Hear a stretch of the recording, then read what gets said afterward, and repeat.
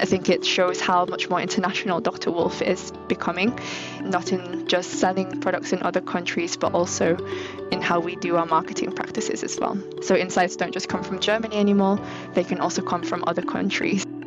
Dr. Wolff Inside, der Corporate Podcast der Dr. Wolff Group.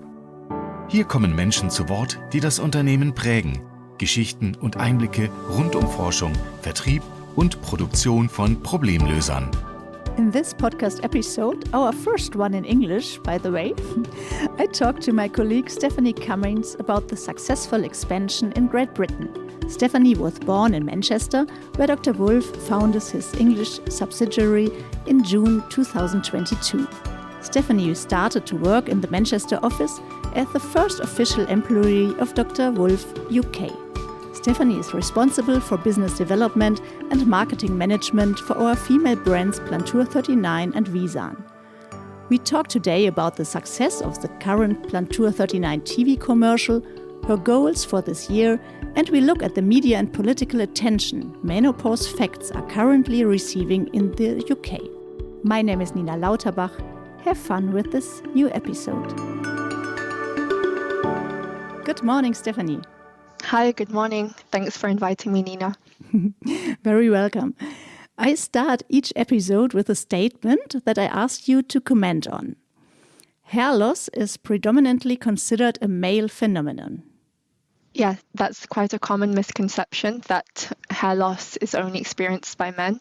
And I think it stems from the fact that men have less hair and therefore their hair loss is more visible. And they also tend to experience hair loss much younger or at a much earlier stage in comparison to women. But actually, if we listen to the conversations that women have, we quite often complain about hair loss or hair fall, seeing it on the floor. But we never really mention the fact that hair loss can be caused by certain hormonal changes, such as stress, pregnancy, and especially during the menopause as well. Yeah, and I think really many women still don't know that, like you said, thinner hair or receding hairline is really linked to hair loss in women during the menopause. And this is where we come to Plantur 39 and the product success, because women should know that this problem is treatable. And we want to talk today about the development of our women brand Plantur 39 in the UK. But first of all, I would like to ask you to tell us a bit about your journey at Dr. Wolff. How long have you been working for the company now? So I've been working at Dr. Wolff for a bit over 3 years now. I originally started off working for the East European team as an intern/working student. And when I was almost finished with my master's, I joined the UK team as a junior brand manager and was working in Germany together with the other brand managers for about a year. And in January 2023, I got the opportunity to go back to my roots, move back to the UK to take care of the UK market here in Manchester. Mm-hmm. So may I ask, how old are you? I'm turning 30 this year.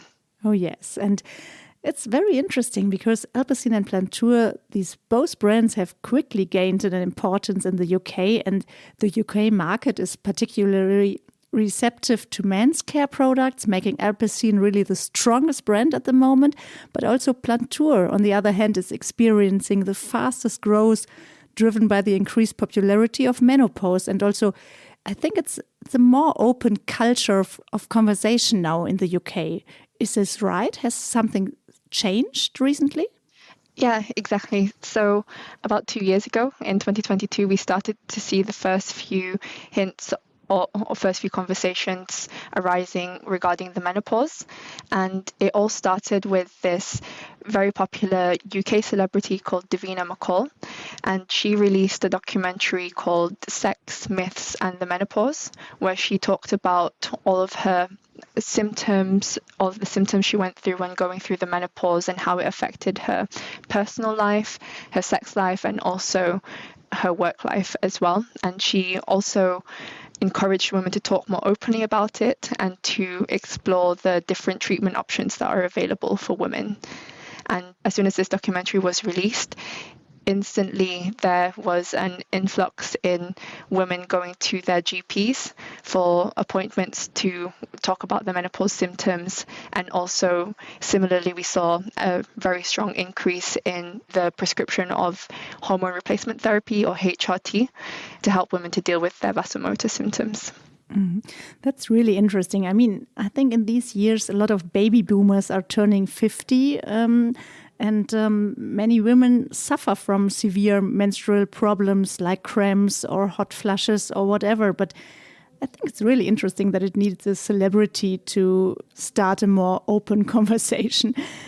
In the UK, I read that there's also a government menopause policy now. What does it mean?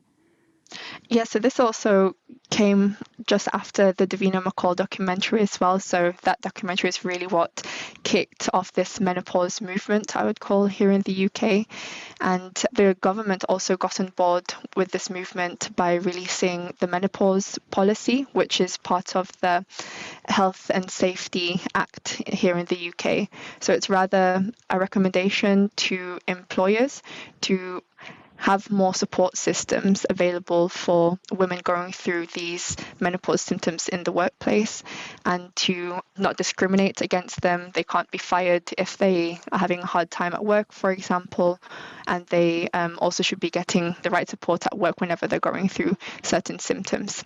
Yeah. Our product, Plantur 39, was launched already in October 2005. And Dr. Wolff incorporated this phytocoffein complex in a novel hair care line. Do you expect such a success? And what is your part in raising more awareness for these hair problems? When we were having a look at the menopause conversation going on here in the UK, it was also around the same time that I just started as a junior brand manager. And one of my first roles was to create a new TV communication for the brand. And it was actually perfect timing because it was also around the same time that Davina McCall released her menopause documentary. And when we were having a look at the conversation that people were having around the menopause, lots of people were talking about hot flushes, night sweats, and mood swings that women were going through. They were even talking a lot about vaginal dryness, but nobody was actually talking about hair loss that can also happen during the menopause. But we have studies to show that hair loss is actually one of the first symptoms that women might experience when entering the perimenopausal and menopausal stages, because hair loss in women happens during big hormonal changes. So this made us come to the conclusion that we want Plantur 39 to own the conversation surrounding menopausal hair loss. And by doing that, we became the first movers in sharing real, authentic stories of women and also raising awareness on hair loss that also happens during the menopause. Yeah, you mentioned the TV commercial. Several women talk about how the menopause had affected their hair in this TV commercial. And I remember one blonde woman, she's smiling and she's really smiling with relief and saying it's lovely to have an issue less to worry about. And this comes in my mind when I think about this TV commercial. What do you think is the success about this commercial? Yeah, I like that you mentioned that, because that's also another point which I think led to the success. So again, the conversation surrounding the menopause in the UK was that, it's a normal thing that happened, but women have negative sentiments towards it. And what we wanted to do with our communication in the UK was to acknowledge the fact that this is a big change that women go through in their lives, and it can have a negative impact on their lives. But with the right products, right treatment, they can feel like themselves again. They can feel energetic. They can feel confident and beautiful again.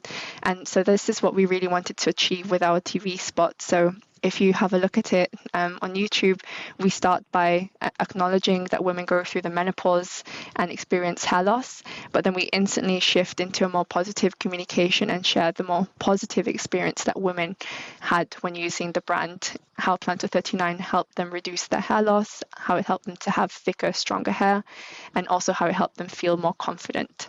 Yeah. I think there's one woman, she's saying, if the hair looks good, I feel actually brilliant, right? And I think this is at the end the conclusion, right? Yeah, that was my favorite line as well. Okay, so this commercial runs already some time, but it already achieved highest figures in sales, I think. And I heard all the time you restart the commercial, again, the sales it's reached are very high, and also it has an effect on sales of the other Plantur 39 lines. I think this is really remarkable. Yeah, this is something that we've actually never seen before in the history of Plantur 39 in the UK. So we have had very strong campaigns in the past, but eventually after playing it out for a few times, we usually see some wear-out effect.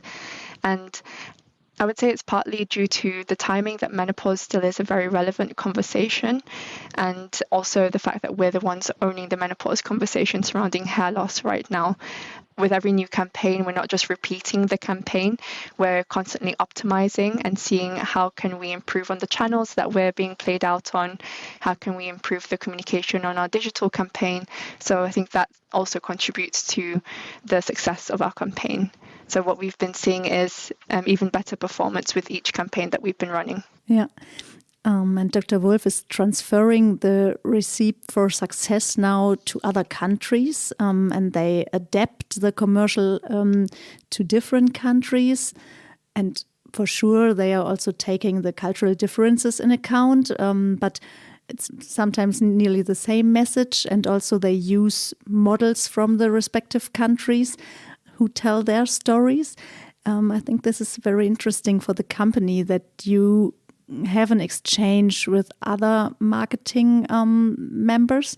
And I think it's interesting that, it's not always Germany who maybe leads, but if you have a very good success, you have to tell the colleagues in other countries about it, isn't it? Yeah, so when I following the success of the Plantur 39 spot in the UK, it was really great to see that other countries as well had a similar need. And even though menopause might not have been such a big topic yet in their country, by them adapting or creating their own version of the Plantur 39 spot and interviewing real Plantur 39 users in their own countries as well, they were able to also become the first movers in their country with regards to the menopause conversation. In regards to this UK spot being the first one that was created in the UK and not in Germany, I think it shows how much more international Dr. Wolff is becoming, not in just selling products in other countries, but also in how we do our marketing practices as well. So insights don't just come from Germany anymore, they can also come from other countries. You're right, Dr. Wolff is growing closer together internationally, and I think it's also a goal for this year that also the marketing colleagues work closer together from different countries. Do you already have a kick-off for this, or how do you work together now? So following the international adaptation of the Plantur 39 spots, this made us realize that there is a need to operate even more as a global team. Any new product idea that's going to be developed is going to be we're going to be having a look at what are the needs of the international countries as well, or some core international countries. And at the same time, the marketing will also be adapted internationally as well. So not just launched in Germany, and then if it works, we roll it out into other countries. We're going to launch products internationally and do the marketing campaigns internationally as well. So it's very exciting times for us as marketers at Dr. Wolff. Absolutely. This sounds really interesting. What are your other goals for your second brand in this year? Let's talk a bit about Vagisan. What goals do you have there for the UK? So now that Plantur 39 is working really well, my next focus is on my other brand, Vagisan, or Dr. Wolff's Vagisan. What I would love for the brand is to create another success case similar to Plantur 39. What exactly that success case looks like, we're still working on it and we can announce it soon. But we are thinking of also joining the menopause conversation as well, because vaginal dryness mainly happens in women who are going through the menopause. We're planning to grow more in the HCP or medical area as well, and also creating a strong position for our consumer communication.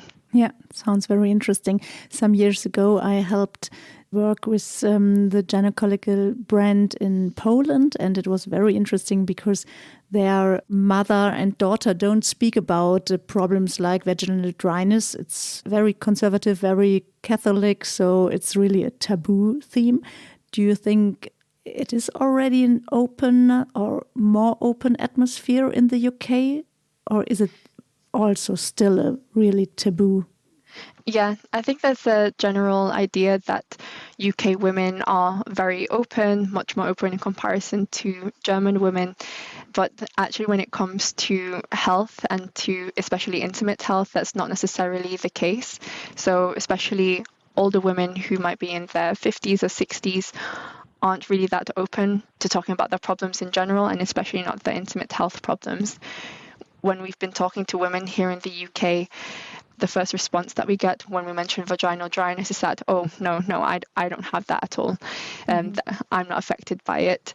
And we also see it when we do marketing for Vagisan on TV, that whenever we're doing marketing around the 8 o'clock or prime time, we don't necessarily get the same feedback in sales or direct response as we do similar to Plantur 39. And I think that part of the reason for it is that women don't feel comfortable talking to their families about it or to their husbands about it. So this is really, I would say, a challenge, but also an opportunity for us to really raise awareness and break that taboo on vaginal dryness and intimate health here in the UK, because we are a taboo-breaking brand, and I think that taboo is still very much existent here in the UK. Yeah, I think that too, and nobody has to suffer having sex, or we have these problem-resolving products, as you said, and let's spread the word. I have another question, because you told me that in your office you already had a working student or an intern from Germany, and I think it's very interesting that Dr. Wolff really gives the opportunity to the staff to have an experience abroad if they are interested in working in another country. And what are your experiences with students coming over and having a work experience in Manchester? Yeah. So when we first opened up the UK office, part of the reason for it was to have mainly native speakers working in the office, especially when doing the marketing, to have native speakers who also know the culture here in the UK as well. But what we saw as we went along throughout our first year is that what we also needed on top of native speakers or British employees is also to have more connections to Germany. So, and by bringing in students or employees from Germany and letting them stay for a while here in the UK, say a few months or a bit longer, and we were able to have even more touch points with Germany and be able to collaborate even stronger, or to be able to collaborate even better with each other. So say, for example, if I'm on holiday, then there's still someone here in the office who knows who to contact at Wolff or in the international brand management teams whenever we needed additional information from Germany. Because even though we have a company here or a subsidiary here in the UK, we are still part of a German company, and it's still important to keep that German culture or the Dr. Wolff culture while at the same time adapting it here to the UK. We're happy and even more open for it in the future to have more students coming here to the UK, or also employees to spend the time here in the UK and collaborate with us. Yeah. Stephanie, I think our time runs and I thank you very, very much talking to me this morning, and I wish you all the best for this year with your products. Thank you. Thanks for inviting me, and we're looking forward to another successful year in the UK.